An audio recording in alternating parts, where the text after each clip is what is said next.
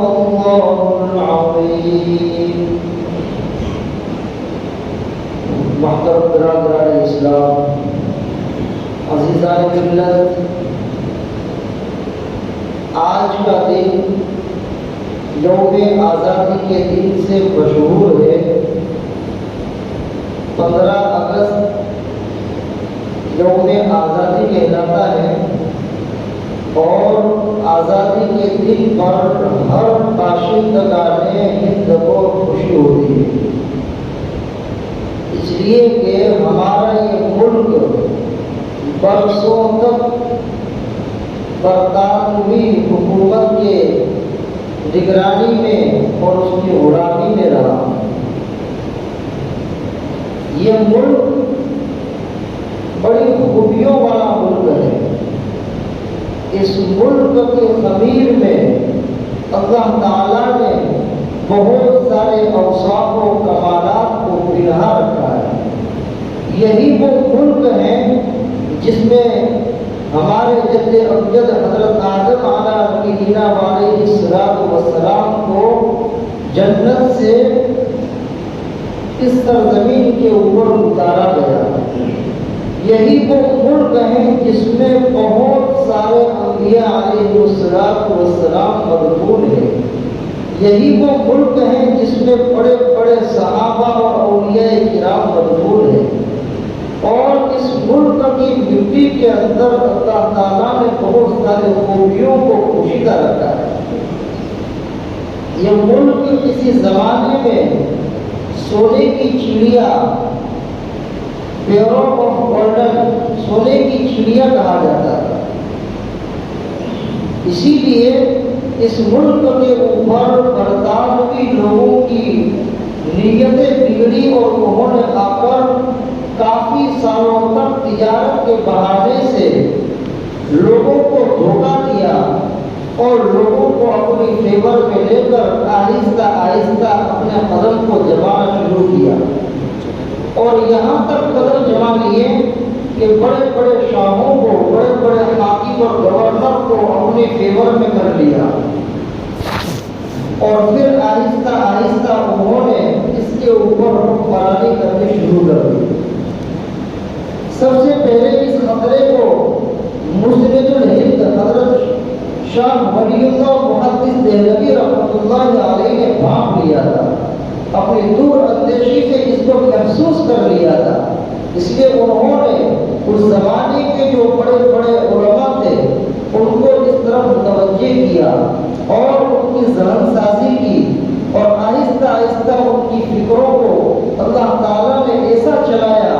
کہ علماء صادقین پٹنہ نے ان فکروں کو اپنے اندر جذب کر لیا، اور 100 سال تک لوگوں کی ذہن سازی کرتے رہے کہ آخر ہمارے اس ملک کے اندر تجارت کے بہانے سے برطانیہ کے لوگ آئے ہوئے ہیں، وہ کوئی ہمارے وفادار نہیں ہیں بلکہ غدار ہیں، اور آج نہیں تو کل وہ ہمیں اپنا غلام بنانا چاہتے ہیں۔ یہ ذہن سازی ہوتی رہی۔ اس کے نتیجے میں کافی لڑائیاں ہوئی۔ 1731 کے اندر حضرت شاہ ولی اللہ نے اس کو محسوس کیا۔ 1735 کے اندر علماء صادقین نے اس کو باقاعدہ فکروں کا ایک مرکز بنا دیا صادقپور کے اندر، اور 100 سال کے بعد اس تنظیم کے اور اس تحریک کے جو بڑے بزرگ تھے مولانا عبدالرحیم صاحب صادقپوری، ان کو مالٹا کی جیل میں ڈال دیا، اور ان کے ساتھ بڑے بڑے لیڈروں کو اور بڑے بڑے علماء کو مالٹا کی جیل میں ڈال دیا، اور اس مرکز کو مسمار کر کے اپنا ایک سرکاری محکمہ تعمیر کروایا اور دوسری بلڈنگیں تعمیر کروا دی، اور اس طریقے سے وہ آہستہ آہستہ ظلم کرتے رہے۔ یہ ظلم چلتے چلتے 1857 تک پہنچا۔ اس سے پہلے 1803 کے اندر شاہ عبدالعزیز محدث دہلوی رحمۃ اللہ علیہ نے فتویٰ دیا کہ یہ ہندوستان دارالحرب بن چکا ہے، اور اس میں انگریزوں کے ساتھ جہاد کرنا فرض ہو چکا ہے۔ اس فتوے نے ایسی تیز رفتاری پکڑی اور لوگوں کے دلوں کو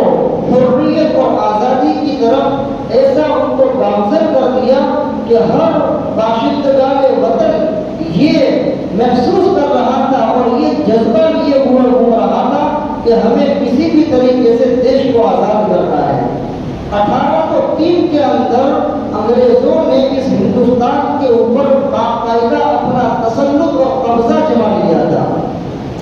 اور پھر 1857 کے اندر گھمسان کی لڑائی ہوتی ہے، جس کو وہ لوگ جنگ غدر کا نام دیتے ہیں۔ اس جنگ غدر کے پیچھے ان کی بہت ساری وجوہات ہیں جس کا ابھی وقت نہیں۔ 1857 کی جنگ کے اندر، جنگ آزادی کے اندر مسلمانوں کو بڑی پسپائی اور شکست ہوئی۔ دہلی کے اندر 19,000 لوگوں کو قتل کیا گیا، اس کے اندر 14,000 علماء تھے، 5,000 برادران وطن تھے، اور اسی طریقے سے شاملی کے میدان میں 14 مئی 1857 کا دن ہے، ادھر دہلی میں قتل عام ہو رہا ہے، اور اسی تاریخ کو شاملی کے میدان میں مسلمانوں کی لاشوں کے ڈھیر لگے ہوئے ہیں۔ ہزاروں کی تعداد میں، لاکھوں کی تعداد میں برادران وطن مسلمانان ہند شہید ہو گئے، بڑے بڑے علماء اس کے اندر شہید ہوئے۔ اتنا ہی نہیں، انہوں نے اتنا بڑا ظلم کیا، انہوں نے محسوس کر لیا کہ 1857 کی جنگ میں جب یہ برادران وطن شکست کھا چکے ہیں، ان کے حوصلے ٹوٹ چکے ہیں، ان کی ہمتیں ٹوٹ چکی ہیں، اس لیے انہوں نے بار بار ایسا اٹک کیا کہ پھر وہ کبھی ہمارے سامنے اٹھ تک نہ کر سکے۔ انہوں نے ایسی سزائیں تجویز کی، توپ کے دہانے پر، توپ کے منہ پر انسانوں کو باندھ دیا جاتا اور توپ کا بٹن دبا دیا جاتا،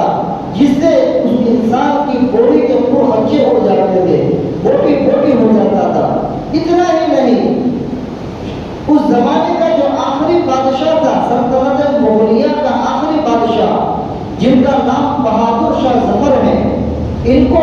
گرفتار کر لیا گیا اور رکون کے جیل خانے کے اندر ڈال دیا، اور وہاں پر اس کا انتقال ہو گیا۔ جب اس کو گرفتار کیا تھا، اس سے پہلے وہ صبح میں ناشتہ کر رہا تھا، ناشتے کا وقت ہے، اور اس کے خاندان کے 19 لوگوں کے سر کو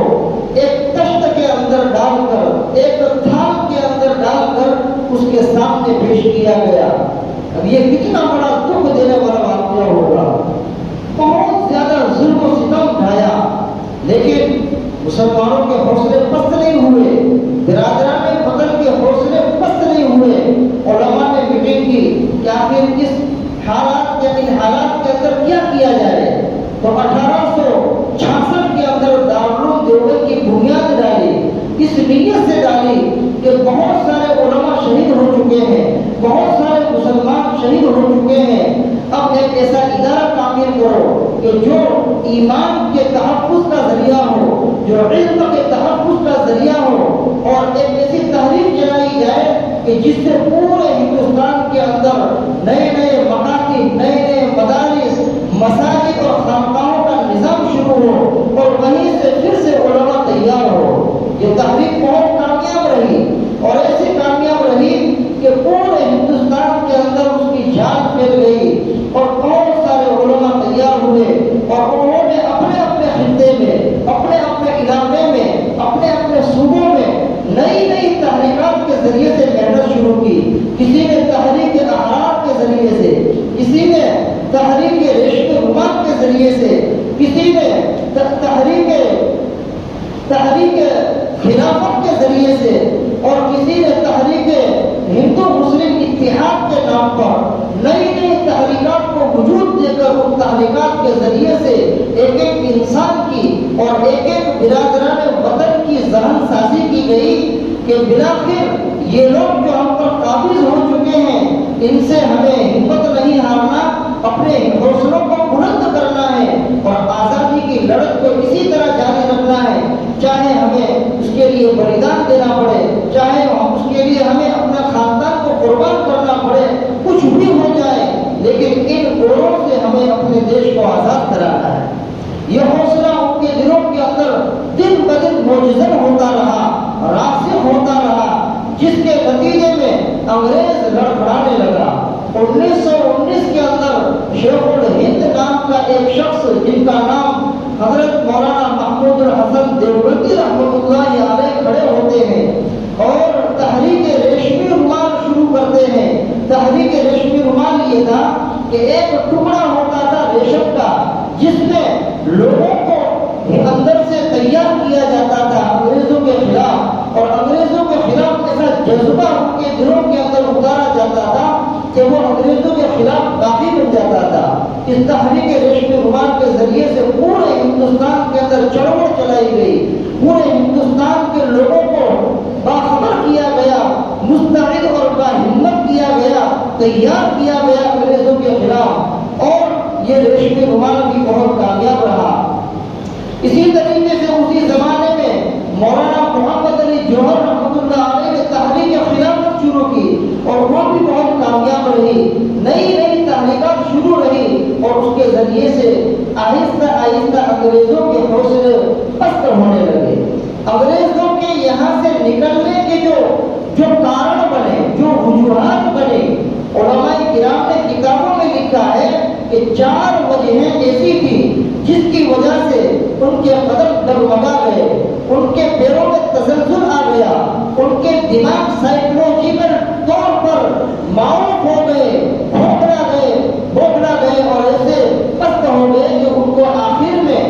ہندوستان چھوڑ کر کے یہاں سے جانا پڑا۔ پہلی وجہ یہ تھی کہ انہوں نے دیکھا کہ 1857 کے اندر اتنا زیادہ ظلم کیا ہے کہ علماء کرام کو 2 روایتیں ملتی ہیں، 19,000 علماء کرام کو پھانسی دی گئی، ایک روایت میں 52,000 علماء کرام کو پھانسی دی گئی، درختوں کے اوپر ان کی لاش کو لٹکا دیا جاتا تھا،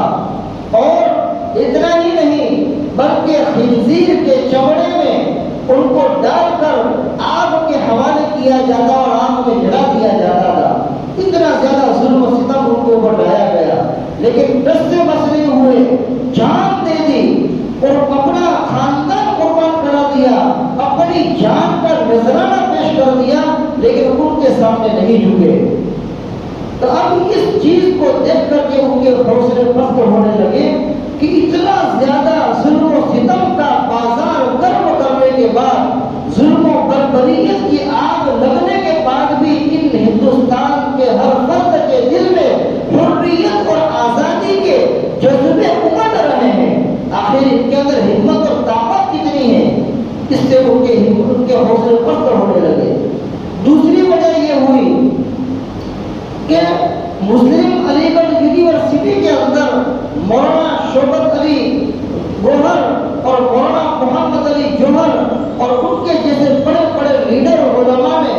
ایک اپنے ساتھ بڑی تعداد کو لے کر کے وہاں پر انگریزوں کے خلاف آندولن کیا۔ گرچہ مسلم علی گڑھ یونیورسٹی والوں نے ساتھ نہیں دیا، ان کو وہاں سے باہر نکالا، باہر خیمے لگائے، خیموں میں رہے، انگریزوں کے خلاف آندولن کرتے رہے، انگریزوں کے خلاف آواز اٹھاتے رہے،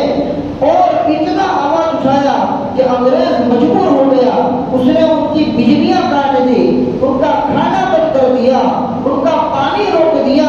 اتنا ہی نہیں بلکہ بہت سارے لوگوں کو گولیوں سے چھلنی کر دیا، بہت سارے لوگوں کو جو ہے شہید کر دیا، پھر بھی وہ ہمت نہیں ہارے اور آواز بلند کرتے رہے، جس کے نتیجے میں جامعہ اسلامیہ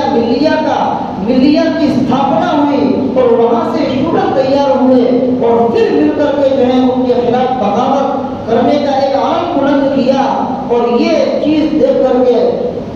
یہ انگریز جو ہے وہ لڑکھڑانے لگا، ڈرنے لگا کہ آخر ان کے اندر ہمتیں کم نہیں ہو رہی ہیں بلکہ اور بڑھ رہی ہے، ان کے حوصلے بلند ہوتے جا رہے ہیں۔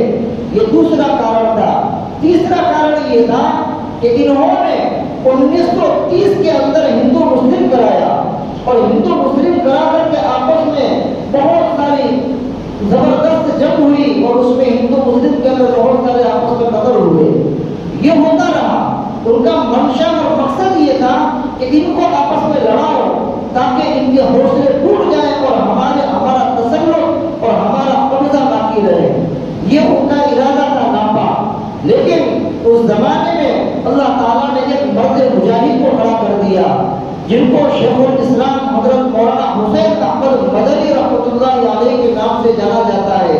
انہوں نے محسوس کر لیا کہ یہ آپس میں لڑا کر کے اپنا قبضہ جمانا چاہ رہے ہیں، انہوں نے ان کے خلاف فتویٰ دیا کہ انگریزوں کے یہاں ملازمت کرنا اور ان کے لشکر کے اندر بھرتی ہونا حرام ہے۔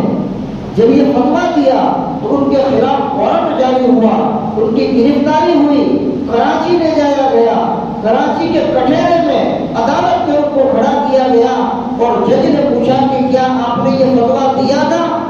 تو بہت دل کھول کر کے بالکل تشفی قلب و ذہن کے ساتھ جواب دیتے ہیں کہ میں نے یہ فتویٰ دیا ہے، کل بھی دیا تھا، آج بھی دیتا ہوں اور آئندہ بھی دیتا رہوں گا کہ انگریزوں کی فوج میں بھرتی ہونا حرام ہے، انگریزوں کے یہاں ملازمت کرنا حرام ہے۔ مولانا محمد علی جوہر بازو میں کھڑے تھے، کہا کہ حضرت فتویٰ بدل دو، آپ کو پتا ہے اس کی سزا کیا ہے؟ کہا کہ کیا سزا ہے؟ اس کی سزا پھانسی ہے۔ کہا کہ میں فتویٰ نہیں بدل سکتا ہوں، اگر فتویٰ بدلتا ہوں تو ایمان جاتا ہے، میں اپنے جان کا نذرانہ پیش کر دوں گا لیکن فتویٰ نہیں بدلوں گا۔ جج انگریز، جو جج تھا انگریز، اس نے دیکھا کہ ان کے اندر ایمان کی ایسی طاقت ہے کہ یہ پھانسی کے پھندے سے نہیں ڈرتے ہیں، اس لیے اس نے محسوس کیا کہ ان کو تو یہ پھانسی کی سزا نارمل اور معمولی لگتی ہے، اس لیے فیصلہ کینسل کر دیا کہ آپ کو پھانسی نہیں دی جائے گی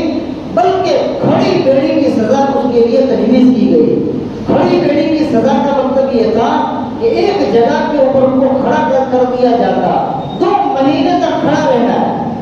بیٹھ نہیں سکتے، بیٹھیں گے تو روٹینے سلیے ان کو ان کے جسم کو جو ہے روش دیں گے، ان کے جسم کے اندر خون نکال دیں گے، اس وجہ سے ان کو کھڑی بیڑی کی سزا دی گئی۔ لیکن بس سے بس نہیں ہوئے اور یہ کہا کہ تو مجھے پھانسی کی سزا کی دھمکی دیتا ہے، میں اپنا کفن اپنے جب میں دیوبند سے نکلا تھا میں اپنا کفن ساتھ میں لے کے آیا ہوں، مر جاؤں گا لیکن فتویٰ نہیں دوں گا، فتویٰ نہیں بدلوں گا۔ یہ ان کی اللہ تعالیٰ نے عجیب و غریب یہ طاقت دی تھی، اس لیے بھی یہ جو انگریز ہے وہ بولا گیا۔ اور چوتھی وجہ یہ ہوئی کہ ادھر برطانوی حکومت کے اندر دوسری جنگ عظیم ہوئی جس میں برطانوی حکومت کے اندر بہت زیادہ نقصان ہوا، برطانیہ کو بہت بڑا خسارہ اٹھانا پڑا، جس کے نتیجے میں یہودیوں نے ان کا تعاون کیا اور اس تعاون کے تمہیں میں ان برطانوی حکومت نے عرب کی جو ایک زمین کا ٹکڑا تھا جس کو آج فلسطین کہتے ہیں، جہاں پر آج یہودی آباد ہیں، وہ فلسطین کا ٹکڑا ان کے نام کر دیا اور ان کو رہنے کے لیے وہ زمین ان کے حوالے کر دی، یہودیوں کے حوالے کر دی۔ اب برطانوی جہاں سے یہ لوگ آئے تھے وہاں پر حکومت ٹوٹنے لگی، وہاں پر تزلزل آ گیا، وہاں پر بڑا نقصان واقع ہو گیا، اس وجہ سے اب یہ ملک ہندوستان کو چھوڑ کر اب برطانیہ کی طرف جانے پر مجبور ہو گئے۔ یہ سب ہوتا رہا۔ پھر جب لوگوں کو یہ محسوس ہونے لگا کہ اب عنقریب جو ہے آزادی ملنے والی ہے، اب قریب آزادی ہونے والی ہے اور انگریز یہاں سے بھاگنے والا ہے، اس وقت ہر کوئی الیکشن لڑنے لگا۔ ڈاکٹر بھیم راؤ بابا امبیڈکر نے بمبئی سے الیکشن لڑنا شروع کیا لیکن انہی کے لوگوں نے ان کو جو ہے ہرا دیا۔ پھر کلکتہ کے مسلموں نے ان کو وہاں بلایا اور الیکشن کروا کر ان کو جتایا اور پھر وہ یہ جو سنویدھان بنا اس کی کمیٹی کے صدر منتخب ہوئے۔ بہرحال بڑی قربانیوں کے بعد یہ دیش آزاد ہوا ہے۔ 1947 کے اندر 15 اگست کو یہ دیش آزاد ہوا اور اس کے جسٹ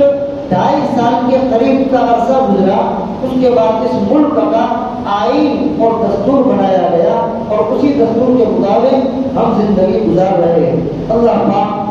جو ہے ان پروجوں کی، ان علماء کی، ان اکابرین کی قربانیوں کو قبول فرمائے اور ملک ہندوستان کو جو پہلے ہی سے امن و امان کا گہوارہ ہے اللہ تعالیٰ ہمیشہ کا امن و امان نصیب فرمائے۔ وآخر دعوانا الحمدللہ رب العالمین۔